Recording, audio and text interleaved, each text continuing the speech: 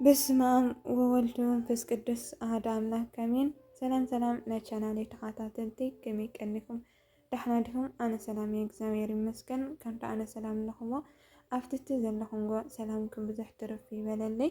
ሎማዓንቲ እትመሪ ስደት ማርያም ካልኣይ ክፋል ሒዘልኩም መፅአ እኒኹ ጀሚረ እስካብ ንፍፅም ሳይ ክትፀንሑ በትሕትና ይለዋወኩም።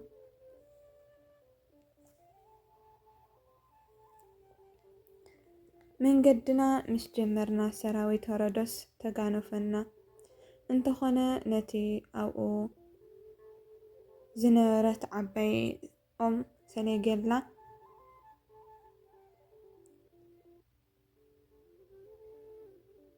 እሞ ምስ ስንቅናን ንብረትናን ተኻፈተት።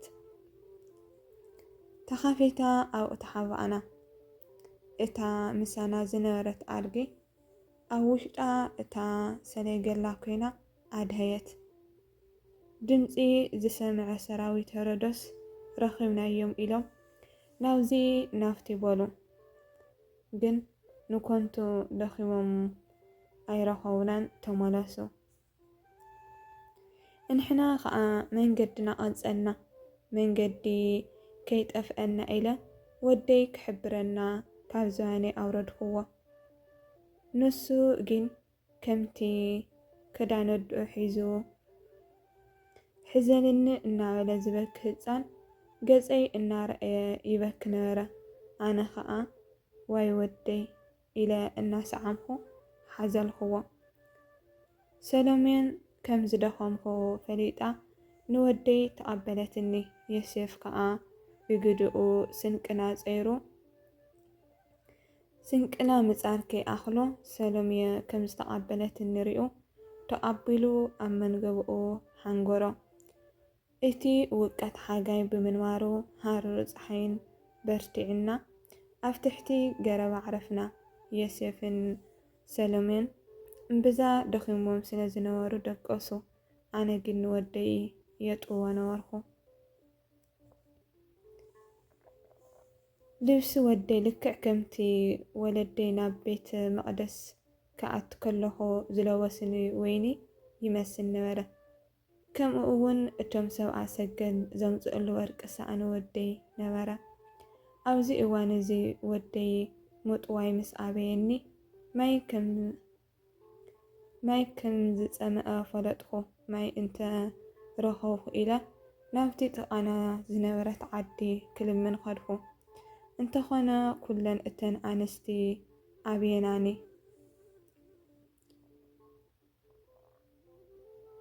ሓንቲ እኳ እትርሕርሐለይ ኣይረኸብኩን።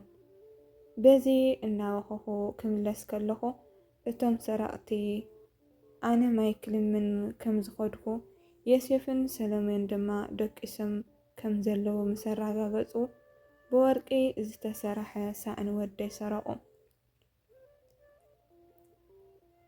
ኣይ ከይደ ንዘይረክብ ዶ ሳእኒ ወደይ ኣጥፋእኹ ኢለ በኸኹ። ንብዓተይ ድማ ናብ ገጽ ወደይ ወረደ። ፍቁር ወደይ ንብኽያተይ ሪኡ ንንብዓተይ ደረዘለይ። ብኣፃውዑ ናብ መሬት ብምትንካፍ ከዓ ማይ ኣፈልፈለ። እቲ ማይ ካብ መዓር ዝጥዕም ካብ ፃባ ዝፅዕድ ነበረ እሞ ሰተና። ካብ ፀማእና ረወና።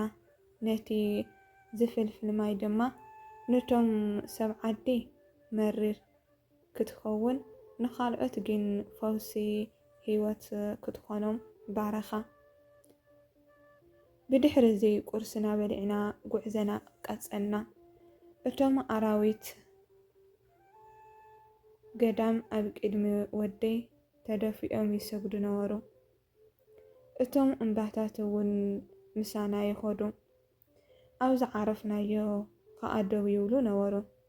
ፍቁር ወደይ ናብቶም ብሽንኪ የማን ዝነበሩ እምባታት እናረአየ ደው በሉ ኢሉ ብየማነ ኢዱ ምልክት ገበረሎም።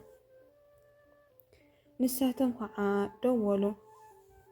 ስምብራት ኢዱ ከዓ ኣብኣቶም ተንስአላ። ብተመሳሳሊ እውን ነቶም ብሸንኪ ፀጋም ዝነበሩ እምበታት ብፀገማ ኢዱ ምልክት ገበረሎ። ነቶም ዘይኣመንቲ ኣረማውያን ንስሙይ ዝኩሕዱ ምልክት እናኾኖም ይነብር ብዝብል መሰረት ስምረት ኢዱ ክሳዕ ሕጂ መዘከርታን ተኣምራትን ኮይኑ ይርከብ ኣሎ። ብምቕፃል ፍቅር ወደይ ነቶም እምባታት ንስኻትኩም ሂወት ዘይብልኩም ከለኹም ፈሊጥኩምኒ፣ ብኣንጻሩ እቶም ብመልክዐይ ምስለይ ዝፈጠርክዎም ነገስታት ግን ስለ ዘይፈለጡንን ስለ ዘይኣመኑንን ክቆትሉኒ ደልዮም በሎም። መንገድና ቀፂልና ናብ ቤት ተኣማር ዝስማ ሰበይቲ ኣተና። ትእማር ከመይ ዝመጻኺ ኢኺ ኢላ ሓተተትኒ። ኣነ ከዓ ካብ ምድሪ ይሁዳ ዝመጻእኹ ስደተኛ እየ በልክዋ። ትእማር ከዓ ንስኺ ሓያልን ደረቐኛን ኮይንኺ ትኾን እምበር ከማኸ ዝበለት ደኣ ካብ መጋረጃ እኳ ዘይመወፀት በለትኒ። ዮሴፍ ንክምልስ ግድን ኮይንዎ ልለማኒ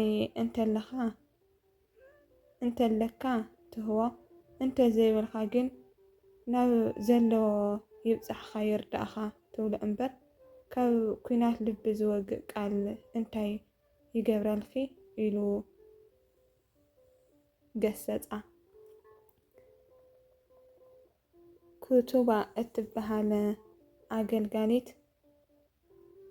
ትእማር እዚ ሓላዊ ኣጣሊ ዝመስል ንእመቤቴ ከመይ ኢሉ ይደፍራ ብምባል ንዮሴፍ ሓረመቶ። ንፍቅር ወደይ ከዓ መንጢላ ደርበየቶ። ትዕግስቲ ልማዱ እዩ እሞ ከም ህፃን ደኣ በኸየ ዋይ ወደይ ኢለ እናነባዕኹ ካብቲ ዝወደቆ ከተንስኦ ደለኹ። ዮሴፍ ግን ተኣምር ደልዩ ኣማላኽነቱ ይግለጽ ግደፍዮ በለኒ። ኣብዚ ግዜ እዚ ምድሪ ተኻፊታ ንትምኣር ምስ ሰረገለኣ ወሓጠጥታ። ቤተሰባ ከዓ ወኻርያ ሂበይ ኮይኖም ብገዛእ ኣኽላዋቶም እናተደሃኑ ወፂኦም ኸዱ። እነሆ እቲ መሪር ስደት ማርያም ልብል ካልኣይ ክፋል ኣብዚ ተፈጸመ። ሳልሳይ ክፋል ይቕፅል። ጀሚረ እስካብ ፍፅም ስለ ዝፀናሕኩም እግዚአብሔር ኣምላክ የኽብረለይ። ንቻናለይ ሓደሽቲ ዝኾንኩም ኣሕዋተይ ሰብስክራይብ ናገበርኩም ቤተሰብ ሁኑ። ሰብስክራይብ ንገበርኩም ደሞ ላይክ ሸር ሓናፅር ኢተኹም ምብርታዕኹም ኣይፈለየኒ። ወስብሐት ለእግዚአብሔር ወለወላዲቱ ድንግል ወለመስቀሉ ክቡር ይኹን። ኣሜን።